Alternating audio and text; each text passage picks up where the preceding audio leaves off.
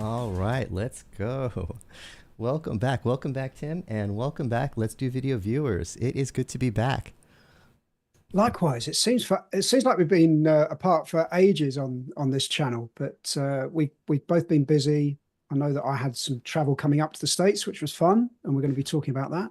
Yeah, it's funny. We just skipped one stream, but it seems like we've been gone for 6 months. Like I feel like I should be apologizing to the viewers for the big lapse in our coverage, but we only missed one stream because you were traveling, and it's worth it because now we're going to have the scoop from your travels. So it all works out. Yeah, And fantastic. and there's a lot of fun stuff happening. First, there's something I'm particularly excited about. I want to announce at Enterprise Connect, which is coming up next month. I spoke with Eric Kraft recently, and he's coming up with a new program. And even if I wasn't, I'm excited because I'm involved. But even if I wasn't involved, I'd be excited. I love the fact that the organization is trying new things, experimenting. I mean, this might be a flop. It might be a flop. I don't think it will be. But what they're doing, I should explain. I'm so excited. They're setting aside a booth space, which is a big deal. And I don't think there's more valuable real estate, in Orlando than Enterprise Connect booth space. But they're setting it aside as a community networking discussion area. And at 2 o'clock on Wednesday, please mark your calendars. The discussion will be me making better meetings, and I will be the facilitator moderator. So I'm inviting all of you. I know just about everyone watching this is going to be there. Hopefully, if you could swing by, I know you're going to be very busy, but if you're in between your meetings, if you could swing by, you'll get a chance to see Tim, everyone, hopefully. And I'm going to be calling Sounds out great. to some particularly cool key people can't promise anything, to try to have them there. And it might be the most social, awkward, cocktail hour that ever happened, or it might be something amazing. But anyway, I hope people stop by, and I'm just excited that I like cool and different. This is cool and different. I look forward to meeting you there, David. That sounds really Yes, good. it's going to be Yeah. great. One other quick announcement. I've recently produced some videos with Crestron. I think some of them, you'll see them in the rotation there, helping them explain some recent announcements. And I love working with them, and they apparently like working with me too, because they're asking me to help cover their Modern Work Summit. Let me bring up. And I always forget the date, but they made it easy for me. So this is in Orlando, and I'm going to be attending and covering. And there'll be a video before the event explaining the event better. I'm not going to take up too much time on this stream to explain it, but just one quick takeaway. What I love about this isn't going to be a lot of these vendor events are let's show you the latest products, meet with our execs. This isn't that at all. It really is what our industry kind of needs now, talking about the trends. It's not all about the products anymore. Our customers need help. We need some best practices. There's new ways of working. And I looked at the agenda and I'm like, it's going to be hybrid this, hybrid this, hybrid this. It's beyond hybrid. Forgetting about hybrid, moving past hybrid. I think we're all a little sick of hybrid, and there is a beyond hybrid. So that's going to be the topic of the day, and I'm very excited about that. Okay, so now let's moving on to, when I turn my head this way, you can't hear me. I need to get better at this podcasting stuff. Um, Zoho Day. Blair wrote an Yeah, amazing article, but you were there, so what can you share with us? Zoho is a bit of a mystery to a lot of us. it is, and it shouldn't be. Well, first off, there was a huge analyst turnout. Colleagues from Constellation, Futurum, all sorts of influencers and analysts there. And they brought over lots of senior execs. The CEO was obviously there. It was a really well-run event, and the AR team did a fantastic job. Um, a lot of people don't understand Zoho, and culturally, it's really worth getting to know them. So they aren't, they're a private company for a start, and they look to reinvest their profits in, not all profits, a lot of their profits in ethical ways of doing business. So they will set up um, a great office for employees in an area that's affordable Mm, housing. So they're not going to set up an office in the Bay Area or something like that. They'll look at a little bit further afield, or look at a town where they can work with the mayor and some of the civic leaders there to say, right, okay, we're setting up a business here. What do we need? How can we invest? How can we work with you? So there's a real culture of cooperation there, and I think that stems from the all the way from the CEO all through the business. They're very mindful of where they're investing and very mindful of what they do. They really take time to think through things, and that was clearly evident at Zoho. So I mean, Zoho are how can I put them? They're they have such a portfolio of apps and services for businesses at affordable prices. They have in sales and marketing, they have a CRM system that looks at bookings and campaigns and email marketing. They look at customer service from a CRM perspective in terms of desk and assist and lens and contact center. They have email and collaboration with mail and calendars and their Teams chat equivalent Click. They do business intelligence and HR and finance and custom apps. I mean, it's a huge, extensive portfolio that's all integrated on a single platform. And you can buy as much of it as you like or as little of it as you like. And that got me thinking about the way in which Zoho could potentially establish a beachhead segment in larger enterprises through the likes of CRM, for example, because as we said in previous feeds, there's only 8% of enterprises out there that believe that they want to consolidate on a single platform for unified communications and collaboration. So there's plenty of scope for others to play. And I felt that CRM was perhaps one of the areas where Zoho could potentially get into a marketing department or a sales department or a support department and grow from there. But it was absolutely a superb event, really well done. I think it's one of those vendors' names that you're going to hear a lot more about as they start moving up from the SMB market more into the enterprise space in some of those beachhead segments. Nice. I read a lot of the coverage, and maybe this will show the success of the event is what someone who didn't attend was able to get out of the coverage of it. And I have to say that the stuff about Zoho as a company, it's not just, there's always some coverage about, the company values, and it's always nice, fluffy stuff. This isn't just nice, fluffy stuff to me. I think it does matter. I feel, I don't want to go off on a whole thing, but it really upsets me the fact that it's not just, I'm okay with investors first and workers second, but it seems like it's investors always and workers never. It doesn't matter how well a company's doing, it doesn't matter how much extra money there is, it's never, okay, time for the workers to have a good day. There was a lot of thought about the workers, how they're going to live, where they're going to live, their cost of living, those things, and there almost seemed to be a little bit of a disdain for the for the public company mentality, which I'm okay with. This is what we don't. This is why we're not public. This is what we don't like about public companies. This is what we don't want to be. Not that all public companies are evil, but there's some good stuff about being private, and they're taking advantage of that. Absolutely. So we see these big hire and fire cycles, don't we? And unfortunately, our friends at Cisco have gone through that recently with some reductions in force announced across the board. And last year, Zoom and Microsoft.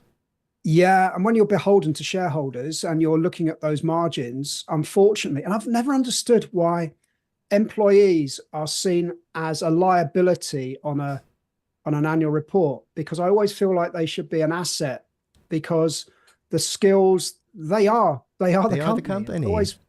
It's strange, isn't it? But yeah, Zoho as a private company don't have to worry too much about, they obviously keep an eye on margins, but they don't want to be greedy, and they feel that software is, people overpay too much for software. So their whole ethos and their culture and their strategy is really nicely aligned with doing ethical business, which I felt was really positive. And of course, AI was everywhere. Zia, their sort of AI capability for intelligent meeting summaries and threads and on email, and they had a really cool AI for CRM where it will give you agents nudges for the best time to call or email clients and do call classifications for intent. And yeah, I mean, it was really, really well thought through, and I was really pleased to be part of that whole event. It was really good. I got a lot from it. Another thing that I got from it, from the coverage of it, is the business model makes a lot of sense to me.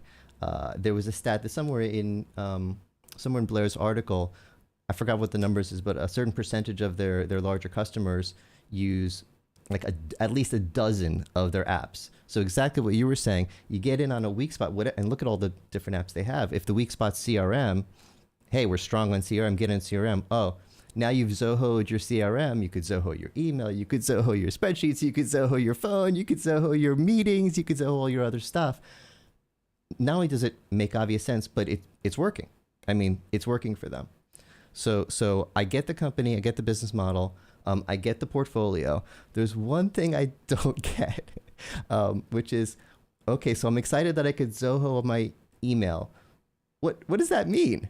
Am I using Zoho email instead of Outlook? Is it a plugin for Outlook to make Outlook better? When I Zoho my CRM, is it a plugin for Salesforce or is it Zoho's CRM? What is a Zoho? How do I Zoho my stuff? Yeah, so Zoho is the integrated platform. You can, Zoho is the common platform, but you can integrate with Microsoft Exchange. You can integrate with Google. You can integrate with, I believe it was Zendesk and a few other CRM and other systems of record. So it really does provide a great front end to everything else. What's nice about that is you can build some really nice business intelligence dashboards from and composite dashboards, and the whole sort of business analytics is alive on the Zoho platform, but it's got the plugins and integrations to others as data sources. So you can have a really great dynamic dashboard for CRM that comes from multiple sources. It really feels like not only is it the integrated platform with lots of apps, but it also is an integrative platform for other systems of record as well. So it was really interesting to look at the business analytics side, and I think that's an area where we don't tend to focus on as an industry. So the BI, the analytics, the AI, it all needs a common data source, and of course that really needs a single platform. So I think we're going to hear more around platform approaches rather than apps from Zoho and other vendors in that space. That makes sense. There's definitely power in bringing everything together, and that seems to be a big part of the story. I think I need some product demos. If anyone from the Zoho team is out there, congratulations on an obviously successful event from everything I've been hearing.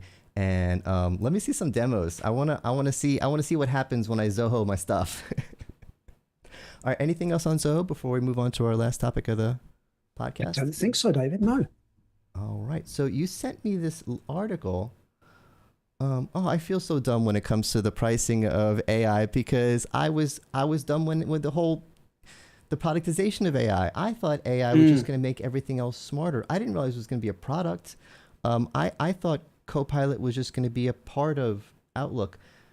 Copilot is going to be a product that they want to make as much revenue as Windows. I mean, it's so it has to have pricing, and I am just lost. I know Zoom's free. Or will it? So this is an interesting thing. I've just been discussing that with my team at Omdia, and we'll be talking about it at the Omdia Summit. But there seems to be features that will be table stakes, and those are things like intelligent meeting summaries, email threads and chat threads, and compose, and some of those prompts that allow you to summarize certain things, and translation services. And this is when Tim spoke, this is when David spoke in a meeting. All of that stuff we believe is going to be table stakes. However, the likes of Microsoft and now Google are going to start charging for that, as well as the Copilot and Gemini AI functionality in the likes of your spreadsheets, your presentation capabilities, and your documents. So all the content creation side will be paid for, and you get the table stakes from everyone else. So there seems to be this big split, stuff that you're going to pay for and stuff that you're not going to pay for. And it feels like the content creation stuff you're going to have to pay for. And also things like AI assist for sales in CRM and things like that. And then you've got all the table stake stuff that will just be functionality, really cool functionality that will be productive in meetings and the UC and C part. I'm still confused. Oh, believe you me, where there's mystery, there's margin. And I think there's going to be a lot of people confused about this and will just buy indiscriminately stuff because it's got the AI buzzword, and that's the hype at the moment. Oh, and I think part of the problem is just the term AI. I mean, AI is the reason that if a dog barks outside, you're not going to hear it on this microphone. I mean, that's AI, but that's not what we're talking about here. We're talking No, about so what we're talking about here is, as I said, it's sort of these are the new Google Gemini Business and Gemini Enterprise plans. Now, of course, the Google apps that you have at the moment, the Google Workspace is $12 per user per month. Now, what Google are charging is, yeah, this is a common figure because Microsoft set the parameter here, $30 per user per month for the AI capabilities in Google. So that is, you sort of look at the price and you think, wow, I'm going to add $30 per user per month for AI capabilities on top of my $12 per user per month for the whole workspace. Is that a price that Google users will pay? I'm not sure. It's quite a lot, this, Gemini capability. Yeah, that's bizarre. I mean, on the one hand, if I know it's expensive to run those servers, this isn't like they're just gouging us here. This isn't just free money for them. This is very, very, very expensive for them. They have to charge, and if it costs them, $30 per user, that's what they have to charge. But yeah, if I was paying, I'm a video gamer. If I pay $12 for a video game and you said there's a $30 expansion pack, I'm like, well, hold on a second, that doesn't add up. The main thing is usually an add-on should be $2 or $3. It doesn't feel right. But if that's the value, that's the value.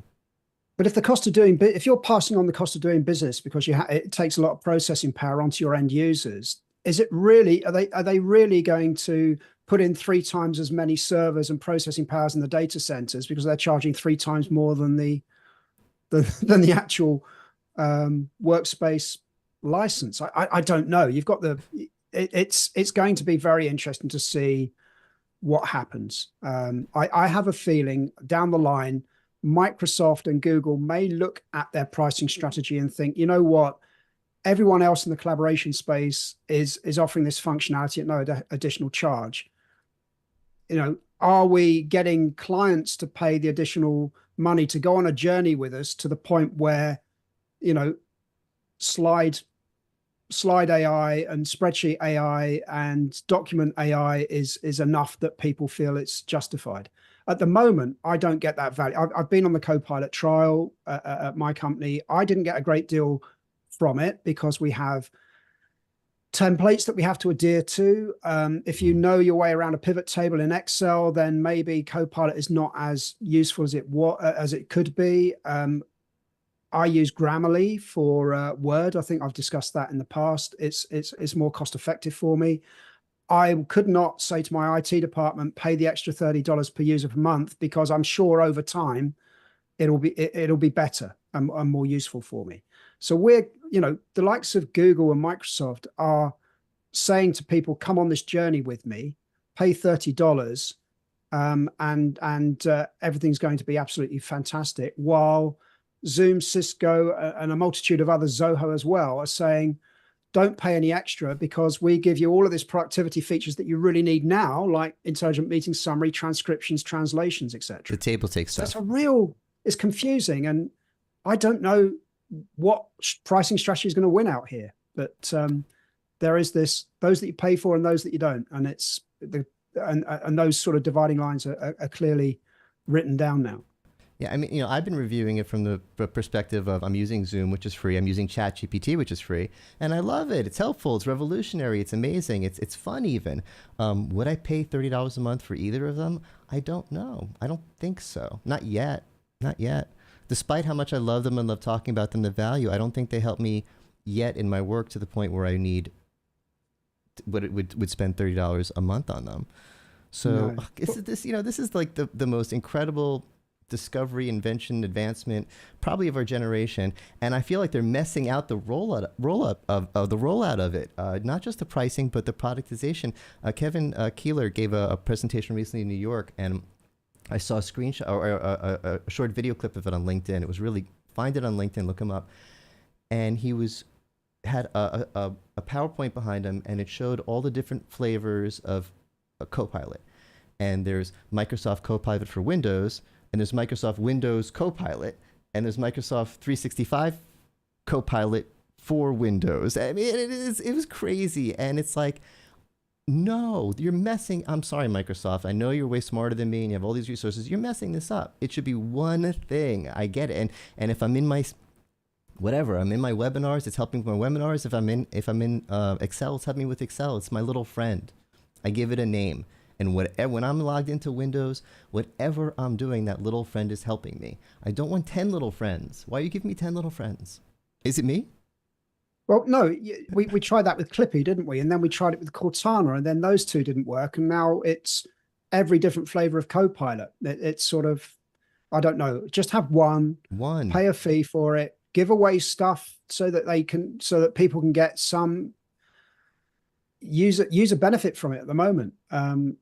I don't know. I mean, the nice thing about Gemini and Google is at least you get to trial it for 2 months, the AI premium at no extra cost. So it's $0 for 2 months. And then after that, it's going to be $19.99 a month, but that's for the consumer version. And then, of course, you have to go into the enterprise space, which is $30 per user per month. So what do? Do you start trialing it as a consumer first for 2 months when it's free? And then you go to your IT department. I've been trying this stuff on my own Gmail account. Now I want you to use it on the corporate account. And please, can you give me a license for $30 per user per month? I don't know. It's still a confusing time. I think it's going to take the industry it's going to take till the next to the end of the year to understand it all and the pricing and what the capabilities are and what the return on investment's going to be. It's going to be challenging with the economic headwind that we're all facing. Yeah, and there's so much value. I mean, just the simplest thing. One thing I started doing, I have video production clients. I produce videos like this. We meet over Zoom. Zoom AI is free. I turn it on. I get an email, and it's not beta, but it's still new. Sometimes I get an email saying, "Sorry, it didn't work. We didn't generate it for you this time. Sorry, David." I'm like, okay, but most of the time it does, and I've been sending the summaries to the client. So the client gets a summary of whatever video we produce, whatever content's in it. If they're going to put a blog out with the video, instead of doing a transcript, they can use that they're going to rewrite it, but they can use that to generate a summary. So just one example of a simple way that this stuff really is helping in the real world. It's not just, weird, fun stuff you see on Twitter. It's helpful for business, but we got to figure out the productization and we got to figure out the pricing. Yeah. All right. Anything else, or is that our show? This is a good show. Is it just me? Well, I would say that, wouldn't I? But next week I'm at Ring, which Ring Central. So I'm really they've just released their FY23 results, which are really, really interesting, very promising. They're doing some great stuff there. So I look forward to taking lots of notes and meeting you again, same channel, in 2 weeks' time, David. Yes, 2 weeks. And Ring Central fans, be back in 2 weeks to learn everything that Tim's going to learn. All right. Thank you so much, Tim. I can't tell you how much I appreciate you. And thank you all for watching. See you in 2 weeks. Likewise. It's been fun. Thanks, David.